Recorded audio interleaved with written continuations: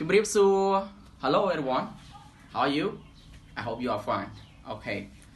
So today I want to talk about the differences between homeland and hometown. Okay. Um, ជំរាបសួរបងប្អូនទាំងអស់គ្នាបាទសួស្តីបងប្អូនសិស្សសាស្ត្របាទរៀននៅអនុវិទ្យាល័យក៏ដូចជាវិទ្យាល័យទាំងអស់គ្នាបាទហ្នឹងហើយក៏ដូចជាបងប្អូនដែលចូលចិត្តរៀនភាសាអង់គ្លេសផងដែរបាទហ្នឹងហើយ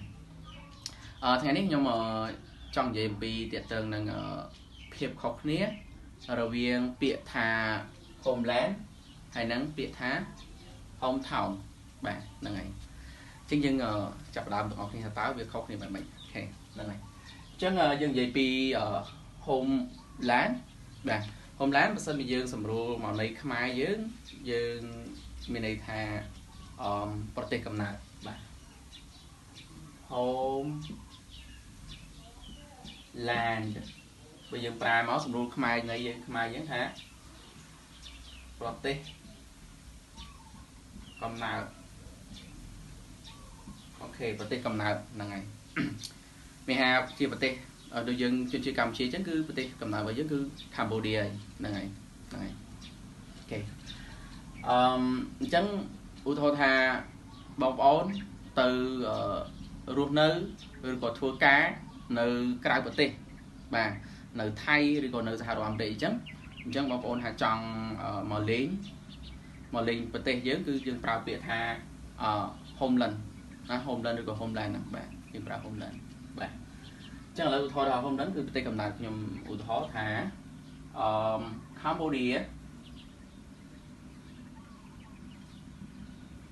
Cambodia is my homeland. Okay, Cambodia is my homeland. Okay, ហ្នឹងហើយអត់ដល់ពេលhometown បាទ hometown គឺយើងសម្រួលមកនៃខ្មែរថាស្រុកកំណើតបាទ hometown hometown ស្រុកបាទស្រុកកំណើតហ្នឹងហើយឧទាហរណ៍ខ្ញុំឧទាហរណ៍ថាព្រៃវែងយ៉ាព្រៃវែងឬក៏មេសាយ៉ាមេសា district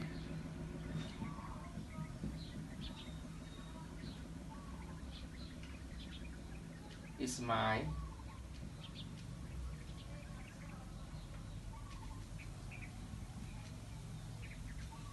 my hometown yeah មេសាន district is my hometown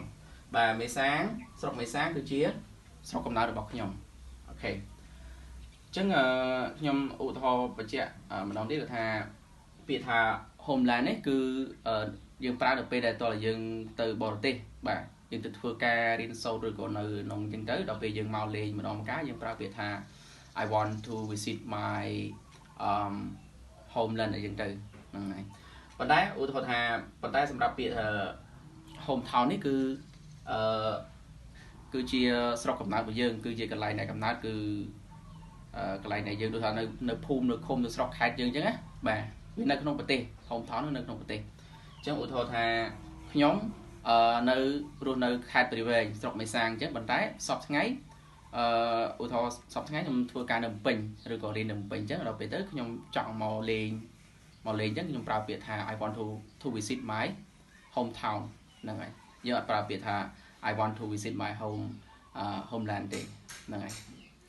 អូខេអញ្ចឹងសង្ឃឹមថាបងប្អូនក៏ដូចជាបងប្អូនសិស្សយល់ហើយរវាងពាក្យថាhomeland និង hometown បាទអូខេអញ្ចឹងសម្រាប់វីដេអូនេះគឺអស់ហើយប៉ុណ្ណឹង That's all for the video lesson today yeah goodbye thank you